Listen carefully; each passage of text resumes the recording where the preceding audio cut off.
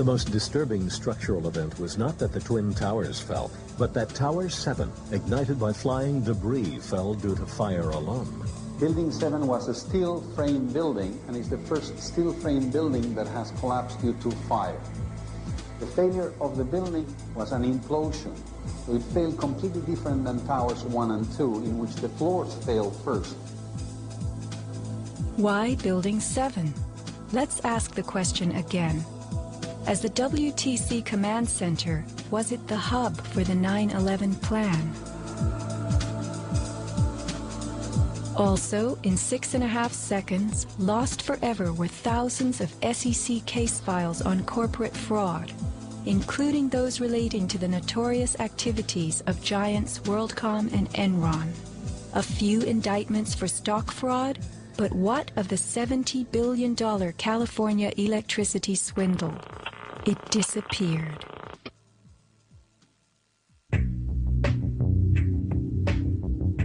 No one died in the collapse of Building 7. It was vacated well in advance of its implosion, but not the Twin Towers. Why weren't police, firemen, and civilians in these buildings told what to expect? Tragically, employees in the towers were advised to return to their offices. The announcement came on that everything was fine. Tower 1, they were evacuating, but Tower 2 was fine, and we could go back to our offices. We were about to go through the turnstile. The security guard says, "Where you guys are going?" I said, "Well, I'm going home because I saw fireballs coming down." He said, "No, your building is safe. It's secured. It is safer to stay in your building. Go back to your office."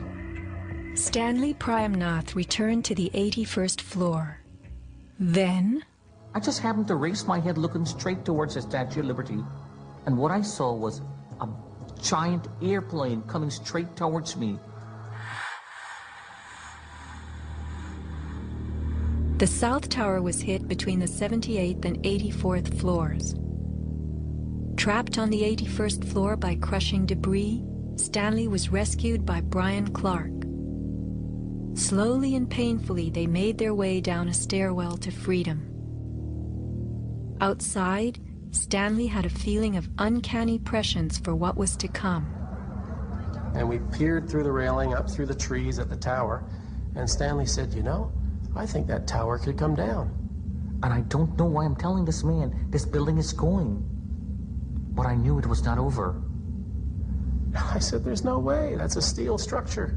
That's just draperies and carpets and furniture burning. You know, there's no way." And I didn't finish my sentence when the tower started to slide. And I can still remember hearing, first of all, this boom, boom, boom explosions.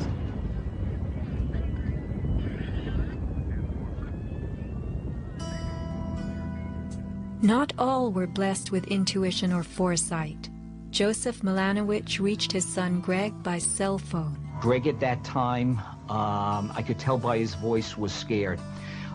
He said to me, "Dad, can you get in touch with someone and tell them that there's about 20 of us on the northeast corner of the 93rd floor." Greg had been about to leave the South Tower after the North Tower was attacked, but was told it was safer to return to his desk. A couple of times he said, "Why did I listen? Why did I listen?"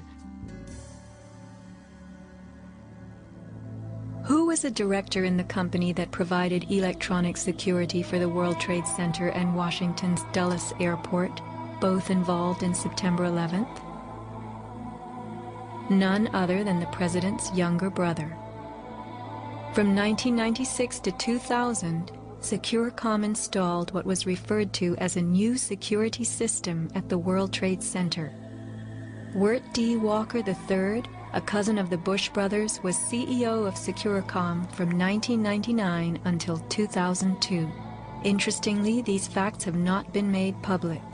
Was it only a security system that was added during those years, or was it also the wiring for a long-awaited plan? Scott Forbes, an IT specialist in a firm that had leased space in the South Tower since its erection, reported an unprecedented power down in his building for almost the whole weekend prior to 9/11. We were notified 3 weeks in advance of the power down by the Port Authority. That was relatively short notice to plan to shut down all of our banking systems. It was a big deal. It was unprecedented. We had a data center on the 97th floor, so our originating servers were all there. During that weekend, the power down meant that there was no security. The doors were all open, basically. And also the security video cameras were all off. But they were guys in overalls carrying huge toolboxes and reels of cables walking around the building on that weekend. Employees were notified that internet cables were being upgraded. But who were the strange workmen, and what were they really doing? All the power was shut down.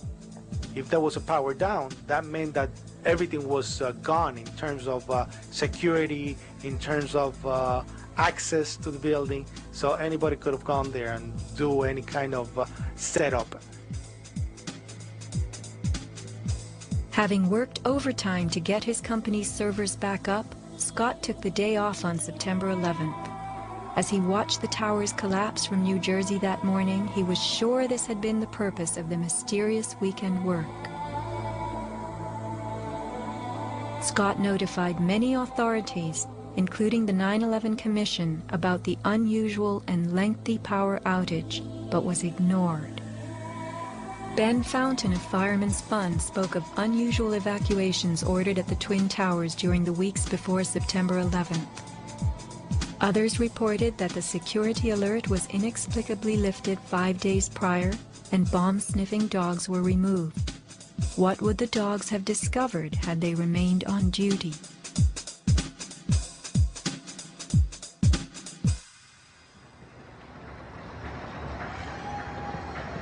Not long after the disaster, Lower Manhattan saw banners like this one.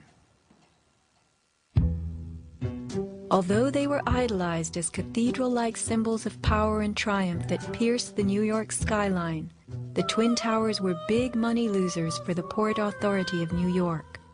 They cost millions a year to equip with the basics: electricity, water, heat, air conditioning, sewage, and even oxygen, being airtight.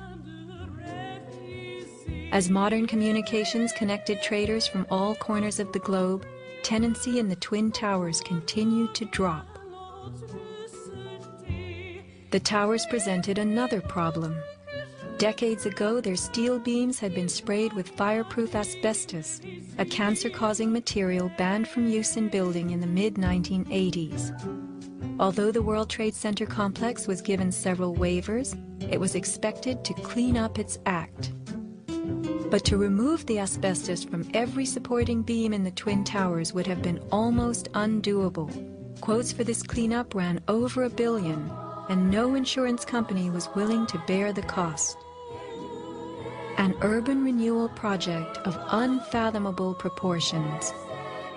Given the tower's issues and problems, September 11th proved an unexpected bonanza. The Trade Center was built in the 1960s to revive a rundown area of New York, and 40 years later, urban renewal could again take place. 2 white elephants were removed, and a brand new complex is in the works. The full height of the new Freedom Tower will soar to 1,776 feet.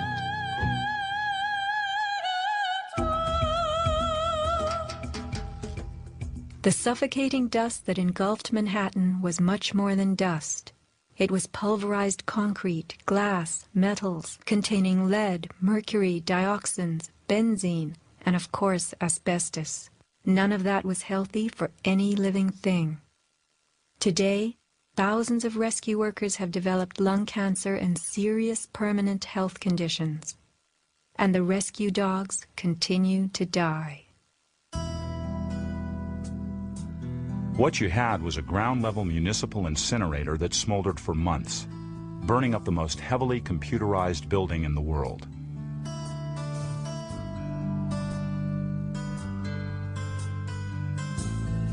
Patients have had black paste coming out of their pores. They have reported bowel movements that are blue or green and have smelled like smoke, despite the fact that they have not been at a fire scene for months.